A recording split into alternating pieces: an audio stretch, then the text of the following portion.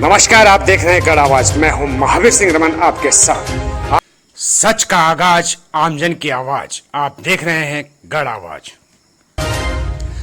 आज कोटद्वार कांग्रेस जिलाध्यक्ष विनोद डबराल के नेतृत्व में उप जिलाधिकारी कोटद्वार को राजकीय इंटर कॉलेज कोटद्वार की जमीन को एक निजी संस्था के द्वारा खुर्द-बुर्द करने की साजिश के खिलाफ ज्ञापन सौंपा गया।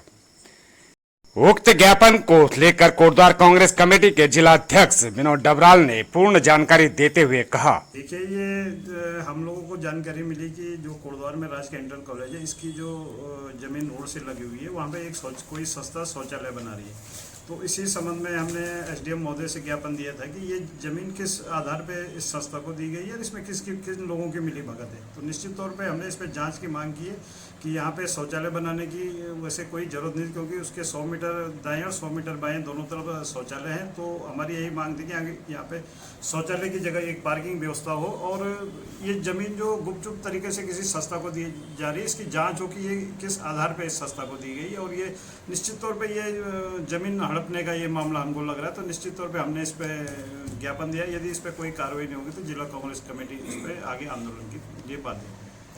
जो आपदाएं आई इस वक्त कोटद्वार में, और उससे काफ़ी जो है चीज़ें बाधित है, जैसे सड़क बाधित है, बिजली पानी बाधित है, इसके लिए कांग्रेस क्या कर रही है? देखिए, जो कोटद्वार या पूरे क्षेत्र में आपदा आई है, इसमें हम लोग निश्चित तौर पे कांग्रेस के कार्यकर्ता लगातार प्रभावित लोगों की मदद कर रहे हैं। जैसे कल भी यहाँ पे एक कार्यक्रम हमने तिरपाल वितरण यहाँ पे जो प्रभावित परिवारों को किया, और हम सरकार को भी बराबर चिता रहे हैं कि जिन लोगों को का नुकसान हुआ उनको मुआवजा दिया जाए और उनको उनके लिए आवास बनाया जाए, क्योंकि गाड़ी घाट क्षेत्र में बहुत से परिवार ऐसे हैं कि जिनका रहने के लिए कुछ नहीं बचा है। तो निश्चित तौर पे हमारी यही मांग है कि उनको आवास दिया जाए। और इसके अलावा यमकेश्वर क्षेत्र में भी बहुत बुरी स्थिति है, वहाँ पे भी कांग्रेस के लोग, अभी गणेश गोदयाल जी और शैलेंद्र राव जी वहाँ पे गए थे। तो हमने भी सरकार से मांग रखी है कि कई गाँव वहाँ पे विस्थापन करने की ज़रूरत है। तो हमारी यही मांग है कि गाँव ग्रामीणों को वहाँ पे विस्थापन किया जाए और जो लोग प्रभावित है उनको मुआवजा दिया जाए। दूसरी तरफ वर्तमान में कोटद्वार शासन द्वारा अवैध अतिक्रमण हटाए जाने को लेकर उन्होंने कहा, इसमें बार बार ये शिकायत गांव लोग कर रहे हैं कि ये कुछ प्रभावशाली लोगों का छोड़ दिया जा रहा है, गरीब आदमियों के जो अतिक्रमण या जो भी है उस पर कार्रवाई हो रही है। तो ये बिल्कुल सरासर गलत। और दूसरा, ये बरसात के टाइम पे पहले ही कोटद्वार और पूरा क्षेत्र आपदा से प्रभावित है और इसके अतिक्रमण 3 महीने बाद किया जाए और कहा जाएगा। और लगातार पहाड़ों में भी ये स्थिति बनी हुई है कि जगह जगह लोगों की शिकायत ये आ रही है कि बड़े बड़े होटलों को छोड़ दिया जा रहा है, आम जो दुकानदार है उन पे ये निशाना बनाया जा रहा है। तो निश्चित तौर पे ये गलत है और हम इसका विरोध करते हैं।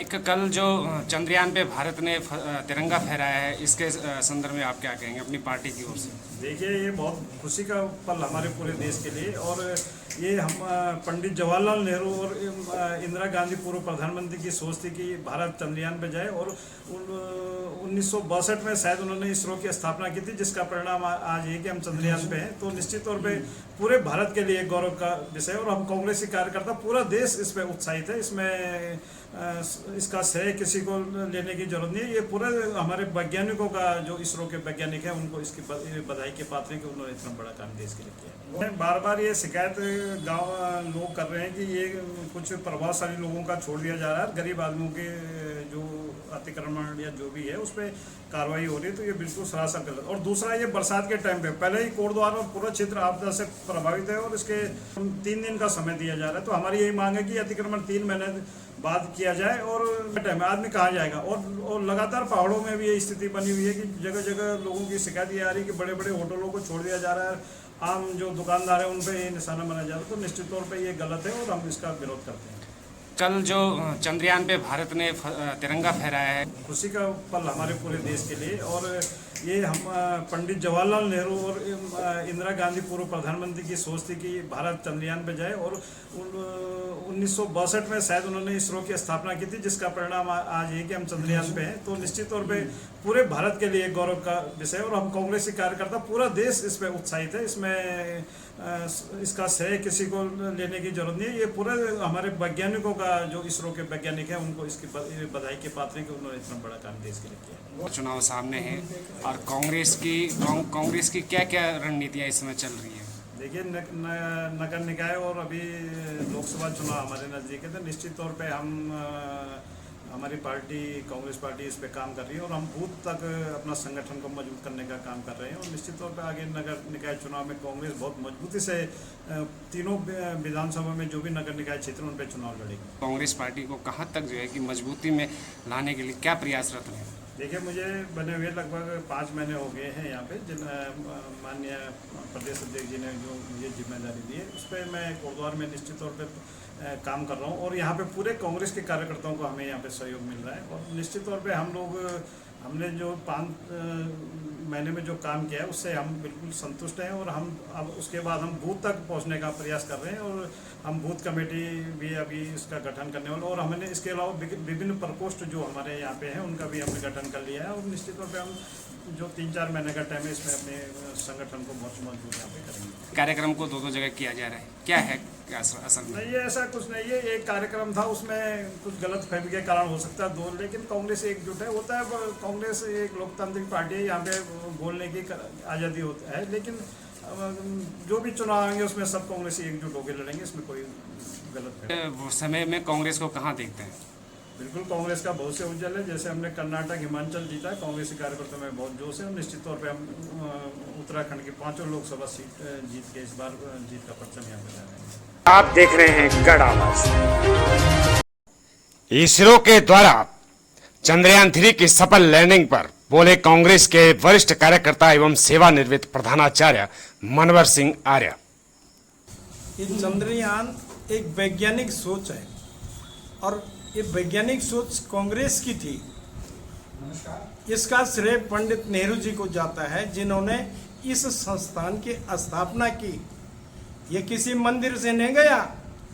भारतीय जनता पार्टी तो मंदिरों को श्रेय दे रही है, लेकिन कांग्रेस ने विज्ञान को महत्व समझा। अगर विज्ञान आगे बढ़ेगा तो देश आगे बढ़ेगा और देश आगे बढ़ेगा तो विश्व में उसका नाम होगा। इससे होने वाले फायदे क्या आम जनता के हित में होंगे, अभी सोचने की बात यह है। खंडवाल जी, इस वक्त कोटद्वार की स्थिति आप जानते हैं कि आपदाग्रस्त पूरा क्षेत्र है और इस समय सब लोग जो हैं कि परेशान हैं और इस परेशानी और इस आपदा की घड़ी में जो है प्रशासन के द्वारा अतिक्रमण हटाने का अभियान चलाया जा रहा है, क्या कहेंगे? ये दुर्भाग्य है। ये प्राकृतिक आपदा है, बारिशें होती हैं, सब है, लेकिन सरकार के जो मुलाजिम है, सरकार के जो अधिकारी बैठे हुए हैं, उन्हें ये देखना चाहिए कि बरसात है, इस सीजन में तुम अतिक्रमण को हटा रहे हो, घर मकान तोड़ रहे हो। खाली कोटद्वार में ही नहीं, ऊपर दुगड्डा गुमखाल को इन्होंने बर्बाद करके, जो सैकड़ों वर्षों से गुमखाल बसा हुआ था, दुकानें तोड़वा दी। हमारे डेरे खाल सिसलडी एरिया में, सिसलडी में उन्होंने दुकानें तोड़वा दी। उन्होंने आदेश दे रखा 3 दिन का कि इनको तोड़ो। कुछ लोग ऐसे जो वही दुकान है, वही उनके मकान है, वो इस बरसात में कहाँ जाएंगे? गरीब है, उन्हें नोटिस क्यों नहीं दिया गया? 3 दिन का नोटिस क्यों नहीं, 6 महीने का नोटिस क्यों नहीं दिया गया? तो पूरे सिसलडी को एक छोटा सा कस्बा था, बर्बाद कर दिया गया है, तबाह कर दिया गया है। उत्तराखंड का, पहाड़ों का खास करके विकास बहुत सोच समझ के होना चाहिए। यहाँ 4 लेन की सड़कें संभव नहीं है, यहाँ 2 लेन की सड़कें ही काफ़ी हैं। अगर 4 लेन के लिए जाओगे तो पूरा पहाड़ उजाड़ना पड़ेगा और पहाड़ उजड़ता रहेगा, बर्बादी आती रहेगी। अगर उत्तराखंड को, पहाड़ी क्षेत्र को बर्बादी से रोकना है तो इनको ये ड्रीम प्रोजेक्ट को रोकना होगा। किसी का ड्रीम नहीं, अगर ड्रीम है तो पूरे उत्तराखंड वासियों का है, हमारा ड्रीम है। हम चाहते हैं कि यहाँ सीमित विकास हो और विकास वही हो जो परम आवश्यक है। आपको कई वर्षों से जो है कि आप कांग्रेस की सेवा में हैं और कांग्रेस के लिए लगातार कार्य करते जा रहे हैं, लेकिन जैसे पुलों का टूटना या आप जो भाजपा की जो इस वक्त वर्तमान में सरकार है, उनके जो नुमाइंदे हैं या जो आप यूँ कहिए कि जो विधायिका यहाँ पर है, उनके कार्यकाल को किस रूप में देखते हैं? और टूटना इत्यादि आपने कहा, तो निश्चित तौर पर प्राकृतिक आपदा तो है ही, और इस बार अतिवृष्टि भी हुई है। लेकिन इसका एक मुख्य कारण ये भी है कि विगत को बीजेपी की सरकारों ने यहाँ पर खनन के नाम पर इतना बेतरतीब अनियंत्रित खनन किया, पुलों का ध्यान नहीं रखा, उनके जो फिलर्स हैं उसके इर्द गिर्द खनन नहीं होना चाहिए तो वो खनन हुआ, अवैध खनन हुआ। सरकार उसको रोकने में बिल्कुल नाकाम रही और उसके बाद जब पुल ध्वस्त हुए, पुल ध्वस्त होने के कगार पे हैं, उसके बाद भी सरकार ने ऐसी फौरी राहत प्रदान नहीं की। ऐसी वैकल्पिक व्यवस्था के नाम पर, जो वैकल्पिक व्यवस्था के नाम पर किया वो भी बह गए। आज कोटद्वार की जनता सरकारी तौर पर जो सरकारों से भरोसा रहता था, उससे एक भरोसा उठ गया है। कोई वर्तमान विधायिका केवल जनता को ये प्रदर्शित करने के लिए कि मैं कुछ कर रही हूँ, लेकिन धरातल पर कोई काम नहीं हो रहा है।